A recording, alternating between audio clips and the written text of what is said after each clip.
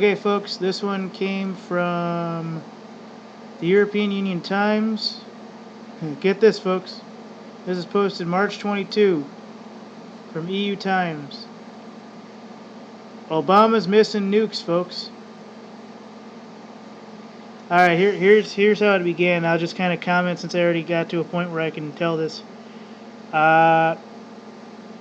Rick Santorum, a presidential 2016 candidate, was questioned on missing nuclear warheads at National Security Summit, South Carolina this week.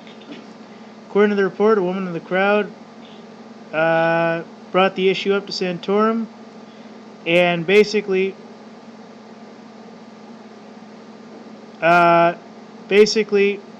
said, what about this? And I'm not going to go into her rant because that's not part of this. But Santorum pivoted quickly to instead comment on President Obama's executive amnesty, which that's bullshit, but okay. So he blew that off entirely.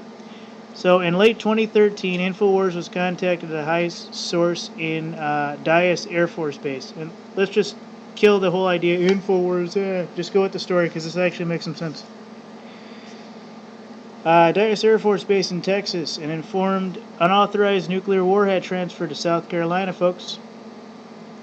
Obama authorized, get this, an unauthorized, or gave order for some reason, for an unauthorized nuclear warhead to transfer to South Carolina, folks.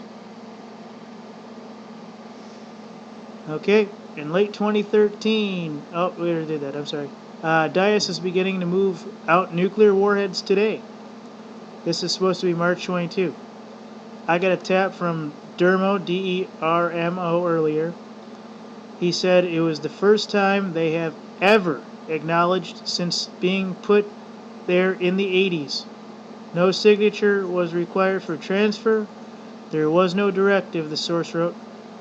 The story became even more dire when it was discovered Senator Lindsey Graham had publicly warned that same day that South Carolina would likely be hit with nuclear weapons if the United States failed to engage Syria militarily.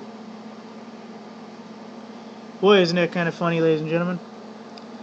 The story was shared 25,000 times on Facebook and aided by a video introduction online. Quoted that South Carolina Senator Lindsey Graham worried that a military buildup would lead to nuclear weapons moving through the port of Charleston, Bloomberg author David Wilberg writes.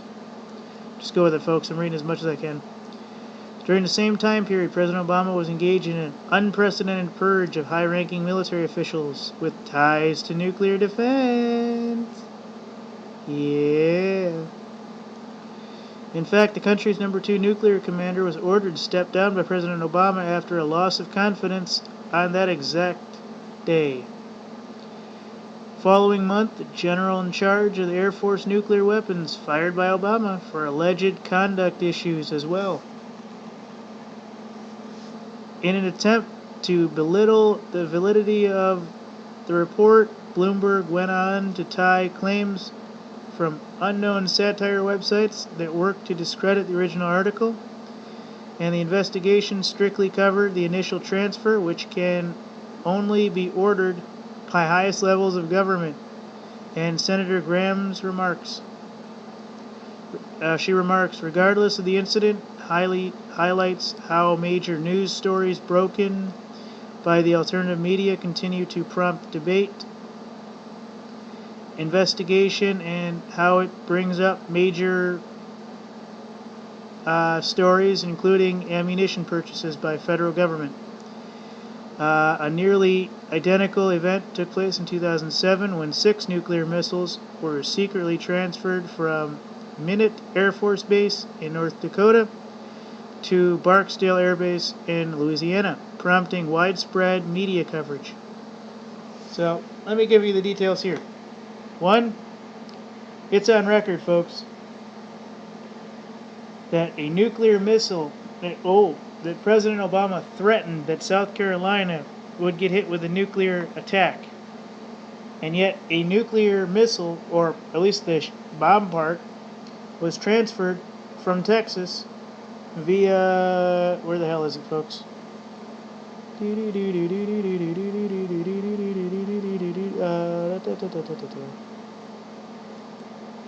Hang on, let me just get my composure here.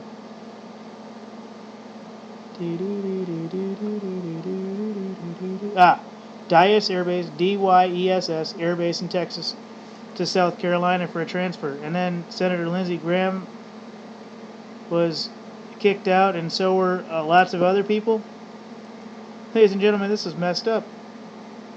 We have nukes around the country. How much you want to bet that John Teeter story, the original idea behind it, isn't that the others sent nukes? It's that the nukes are planted there, folks.